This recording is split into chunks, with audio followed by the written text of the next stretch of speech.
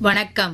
ஆகாஷ்வாணி புதுச்சேரி செய்திச் சுருக்கம் வாசிப்பவர் நளினி. பிரதமர் திரு நரேந்திர மோடி நாளை தமிழகம் மற்றும் புதுச்சேரி வருகிறார். நாளை புதுச்சேரியில் பல்வேறு வளர்ச்சி திட்டங்களை பிரதமர் தொடக்கி வைத்து வேறு பல திட்டங்களுக்கு அடிக்கல் நாட்டுகிறார். இத்திட்டங்களின் மொத்த மதிப்பு 2700 கோடி ரூபாயாகும். பின்னர் அன்றைய தினமே பிரதமர் மதுரை சென்று பல்வேறு உள்கட்டமைப்பு திட்டங்களை தொடக்கி வைத்து வேறு பல திட்டங்களுக்கு அடிக்கல் நாட்டுகிறார். மத்திய உள்துறை அமைச்சர் திரு அமித் ஷா பீகாரில் உள்ள இந்திய நேபாள எல்லையோர மாவட்டங்களில் பாதுகாப்பு தொடர்பான பிரச்சினைகளை சரி செய்வதற்காக பாட்னாவில் நேற்று நடைபெற்ற உயர்மட்ட ஆய்வுக் கூட்டத்திற்கு தலைமை தாங்கினார்.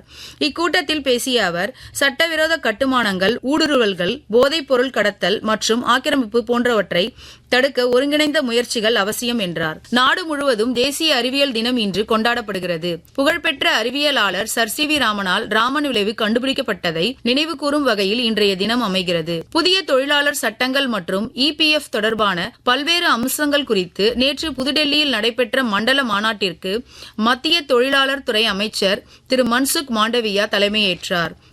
உலகக் கோப்பைக்கான ICC ஆடவர் 20 ஓவர் கிரிக்கெட் போட்டித் தொடரில் சூப்பர் 8 குரூப் 2 போட்டியில் இன்று இரவு 7 மணிக்கு பல்லேகேலே சர்வதேச கிரிக்கெட் மைதானத்தில் நடைபெறும் ஆட்டத்தில் பாகிஸ்தான் இலங்கையை எதிர்கொள்கிறது. இந்திய அணி நாளை ஞாயிற்றுக்கிழமை கொல்கத்தாவில் தனது கடைசி சூப்பர் 8 போட்டியில் வெஸ்ட் இண்டீஸ் அணியுடன் மோத உள்ளது.